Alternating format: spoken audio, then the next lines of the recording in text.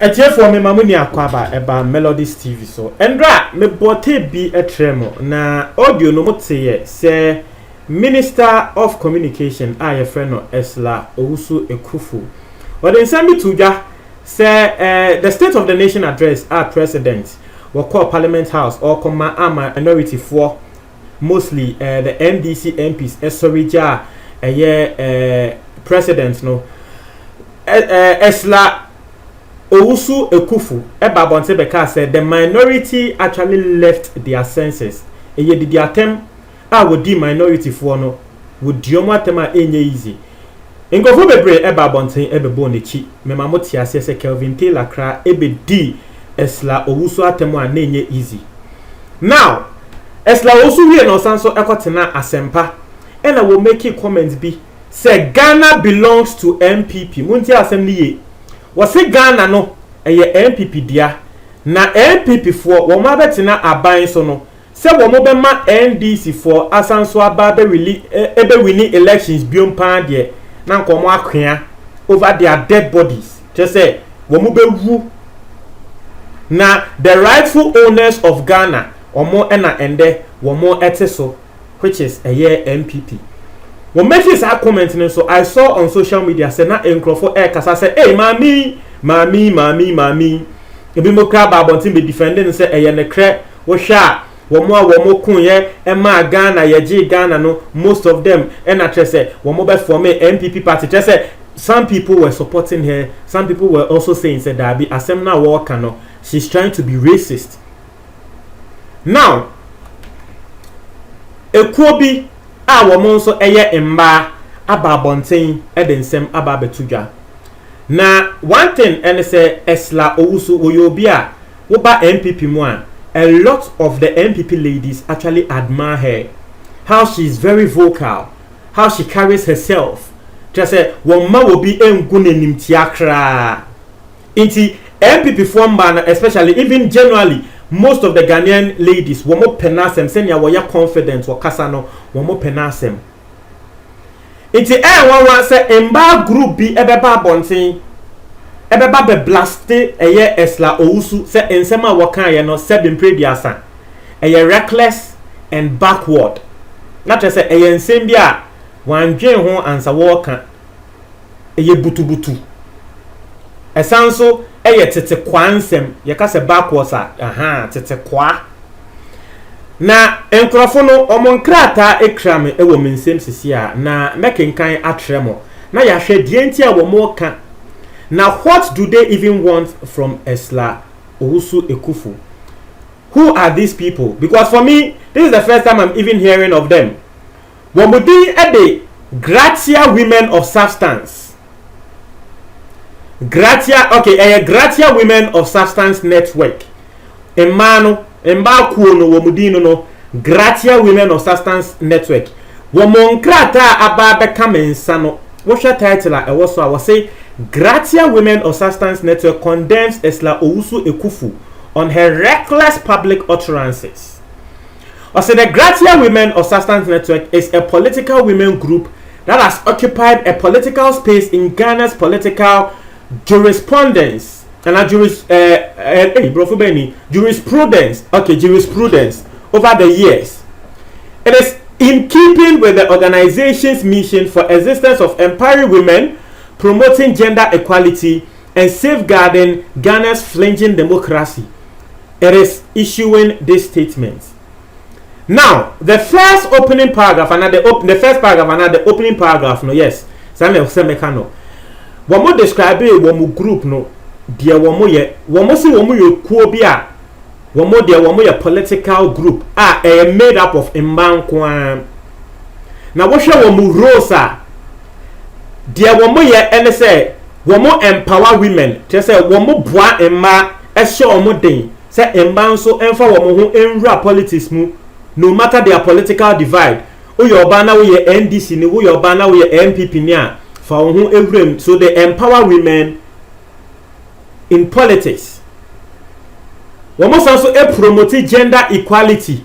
Not to say dear yebeye wobema no the same thing. If your reward be a wobema bibenyano the same thing they was say embansu enya they promote that particular ideology. Almost also a safeguarding Ghana's democracy. Not just say woman yonkrophobia, dear ebema Ghana ye democracy no, kebima men kebi, dear ebema akosono, and no ena womu diechi. It's woman who say will be ebe can send be nan send me and send ya, and ma Ghana kebima men kebi nkoswa.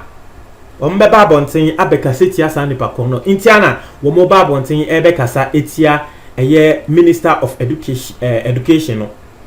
I said the attention of the group has been drawn to a rather reckless, backward, undemocratic and injurious statement from Ghana's Communications Minister, Esther Owusu-Ekuful, on Asempa FM yesterday. The minister in her interview said, "We aren't going to allow the NDC to ever come to power over our dead bodies. The real owners of Ghana are now in charge. Whatever opportunity the NDC had to govern in the past belongs to history. But we are sounding a note of warning to them that they will never see power again. Ghana deserves quality leadership and not this bunch of incompetent people." As some way, Ena Esla Owusu-Ekuful wadi tuja. Was it pass MPP for that nase ashe say NDC beba power biom pande na nkomo say over their dead bodies. Eji se wo muhu ansa bibisa ebesi. Munti asema wo kan. Wanka se pass Ghana fo, was it pass MPP? So are you trying to tell us as far as MPP moti abemu no, mo be rege elections no ama NDC wo mo mba power biom na? Because na ka uka say pass Ghana for be penny anke you be who say yes, you are doing your normal politics. But we say pass mo amowa power MPP. Say mo be hwe na NDC aba power biom pan de na nka mo asay eji se muwu. We say yes, NDC for they will never see power ever again in this country. We say the real owners of Ghana are now in charge. Not to say NDC for there. Sabe, womo nya Ghana for inti sebe previous womo form nkwasi asem enko echi. Inti we ye MPP ni a wo na we ye Ghana ni mapa. Asema minister woka eni communications minister. Asema wodi tu jani. Na eho ena man beka say the Gratia Women of Substance Network is of the strongest view that these statements are made only backward, tribalistic, undemocratic and insulting, but un-Ghanaian and unpatriotic as well. I say sansem way eyensembia eyetete kwansem eyensembia ebetumi edinchichemu aba because I woka sadi asabi yenya enim say voter region for and some regions no womoto ema NDC womonso tenase no modua enti bu pese mo ka say ye de yenka Ghana ho ana. Because directly that's what you are saying. So we'll be our Toma NDC ni bia wonye Ghana ni. That's what you are saying. Into the economy can say this statement I will make here eyetete kwansem ebetumi de inchichemu aba. Eye undemocratic. Emma kebima minkebi amemu no enkoso. Eye didi atem na Ghana for there enye say ni yesuban ete. This statement is unpatriotic. I say it is again in the view of this that we condemn this statement from Esther Owusu in the strongest and unambiguous terms. I say Ghana has come a long way in her journey into the democratic dispensation. The Constitution of Ghana guarantees freedom of speech and free expression. But the same law places on us some responsibility that we should guard and guide us in making statements that may be injurious and has tendencies of eroding our democratic gains. We say yes, we be better nature ka say masa kebi mami kebi freedom of speech wa Ghana inti esla no munja we say ne freedom of speech ni de wa Ghana. But ye freedom of speech no ye ka say sebe mpre di asan. Freedom of speech ni de amount but uni bibia ho kwan nyama bi wo ho a e wo se hu ne se daabi. The freedom of speech ends there. Amama kai Uganda Rwanda was Uganda for Womo president dia na friend Idi Amin. He is on record as one of the most wicked presidents ever to have lived on earth. Now we are president ewo Uganda. Na Idi Amin na wono se wohwe na wo ye opposition a wobet otumi chew etwa wuti na odi wuti ekohye ne fridge mu na wode wonam ahye ne fridge mu wohwe na ekwam de na wakotwitwa wonam no na wanea tese ne enemies no saa na ode ye omo enti na wokọ ne fridge mu a ne enemies tinko a na ehye fridge nim. Idi Amin, one of the very famous in Semana Watai Eka and say, yes, you have freedom of speech, but I can't guarantee your freedom after that speech. Not to say the cre one Idi Amin idea. Yes, one na bebo muno. Ubetumi aka dia wope. Now so what can dia wope we are? Want to me and mouth freedom. You have freedom of speech, but he can't guarantee you freedom after that speech. Idi Amin dada or no. It has a man of way air canon. Send a cre freedom of speech e wo ho. Now so said in previous son. E was say yesia nyansa. E hu senia ye beye no. And that's a freedom of speech inti. Na sabi will be to residential area.